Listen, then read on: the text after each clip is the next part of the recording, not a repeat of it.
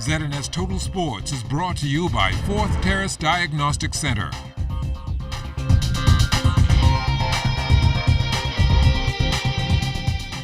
Good evening, Bahamas. I'm Kelsey Johnson. Welcome to Sports Monday. Take me out to the ball game. Take me out to the park. That's an old familiar song sung by many fans who will soon get to sing it in a local stadium. Here's Charles Fisher with an update on the national facility. The project is a joint effort between the Ministry of Youth, Sports and Culture and the Ministry of Works, and therefore both government entities, after reviewing the project, have come forward that additional funds will be needed to complete the project. When we are asking Cabinet for additional funds to complete the facility, to make sure that those funds allocated under the previous administration is properly accounted for. It is that exercise that we're going through. Where there was more funds spent than initially approved. And so it's just a matter of reconciling those funds, making a proper report based on that accounting so that we can now move on to request the additional funds to continue the work. Minister of Sports, the Honorable Michael Pintard, on when asked when the project will start again and be completed. I'm unable to give a timeline. We expect that prior to the end of this year, the report will be completed, will be submitted to Cabinet for approval, and a short time thereafter, construction would begin. My hope is that not later than the second week of December, that report will be submitted to Cabinet. So we're looking at an early 2018 restart of construction. That is my hope. Baseball, a vital part of his ministry, so those in the sport do not need to feel neglected. We are fully committed to moving ahead with the baseball stadium. There is no other sport that has produced over the last several years the amount of professionals that exists in baseball. We have no less than 20 young persons who have been signed to professional contracts. And so we are very much interested in seeing the completion of not only that space, but creating additional spaces because there is a need for us to have practice fields as well as fields for competition. Some good news. For ZNS Total Sports, I'm Charles Fisher. Thank you so much, Fisher. Ground broke for the new Andre Rogers Baseball Stadium, which is expected to seat 4,500 in 2014. The $21 million project is being constructed in the Queen's Elizabeth Sports Center, east of the government high school. Founder of Freedom Farm Baseball League, Greg Burrows, hopes to host games there in the not-too-distant future.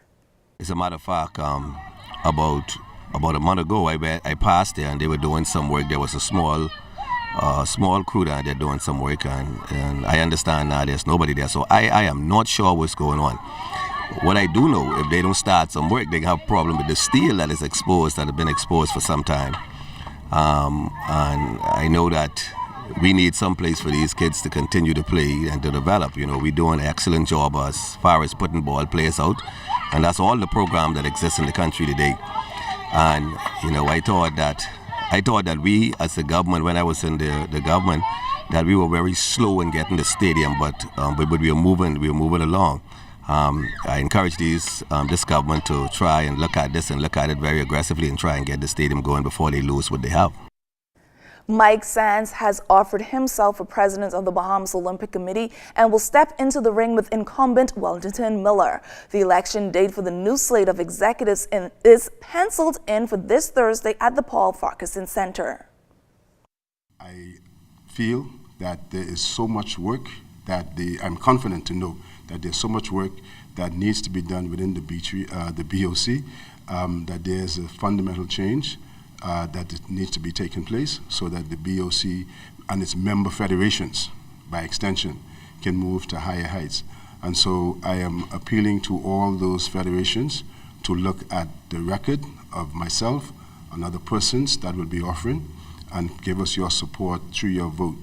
We support all federations, the building of all federations, particularly the smaller federations that needs greater support to be able to grow their sport. And so this will be based on being able to provide more financial support to those smaller federations that needs it, as well as administrative support, public relations support, and any other strategic planning support that is necessary.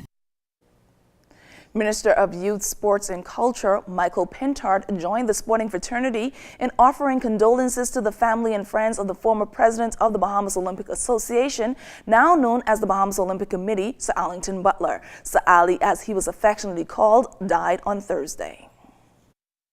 My condolences to the family and all of the colleagues of Sir Arlington Butler, and then of course Brother Lloyd.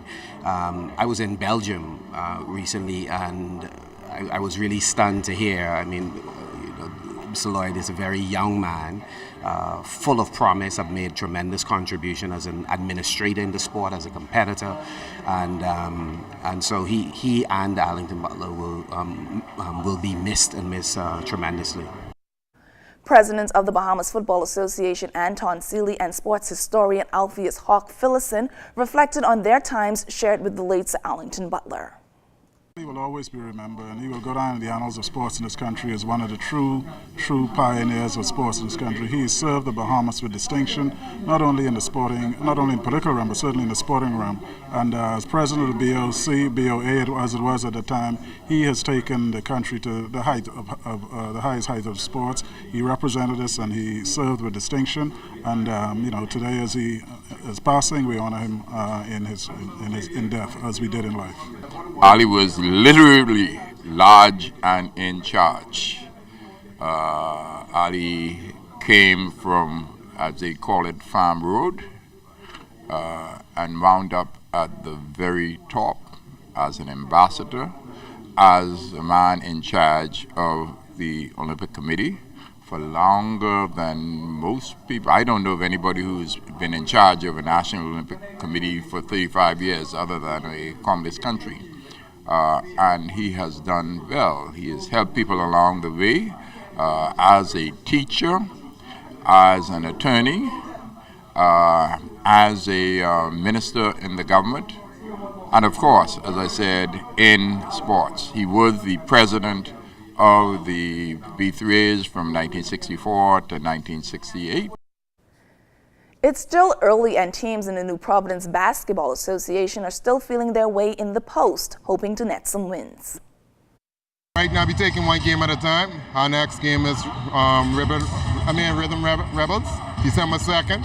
And we just gonna watch and see how they go. We have a game plan set for them. It's growing pains, man.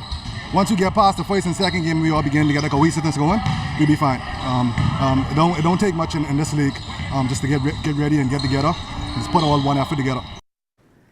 Playing in his second game in collegiate career was big man DeAndre Ayton. The starting center for the Arizona Wildcats closed with a double-double, 19 points and 12 rebounds. He played 30 minutes, the second most by those stepped on the court. The Wildcats had their way with Northern Arizona, beating them 101-67. It was a mirror image performance in Sunday's game with UMBC.